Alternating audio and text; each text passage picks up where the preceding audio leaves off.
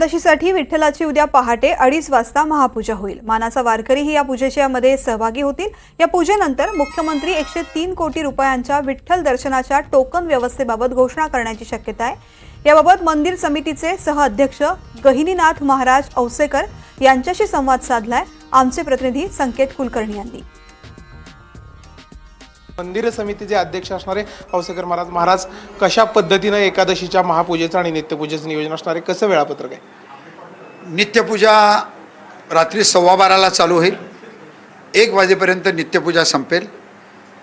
त्यानंतर या राज्याचे मुख्यमंत्री आदरणीय श्री एकनाथजी शिंदे साहेब सहकुटुंब सहपरिवार महाराष्ट्राच्या तमाम जनतेच्या वतीनं प्रतिनिधित्वाने ते पूजा करतील। प्रथमतः संकल्प घेतील, 2:20 ते दाखल होतील व तदनंतर 3:30 पर्यंत श्री विठ्ठलाची व माता रुक्मिणीची पूजा संपन्न होईल व 3:30 पासून श्री वारकऱ्यांचे दर्शन सुरू होईल, पण मुखदर्शन त्याही काळात चालूच राहणार आहे। ज्या पद्धतीनं दर्शनाची व्यवस्था आहे, टोकन दर्शनाचा विठ्ठलाचा एक महत्त्वाचा विषय सध्या पुढे येतोय। प्रामुख्याने त्याबाबत वेगवेगळ्या उपाययोजना केल्या जातात। उद्या मुख्यमंत्री येत आहेत, शासनाकडे काय मागणी असणार आहे एकंदर या सर्व दर्शन व्यवस्थेसाठी?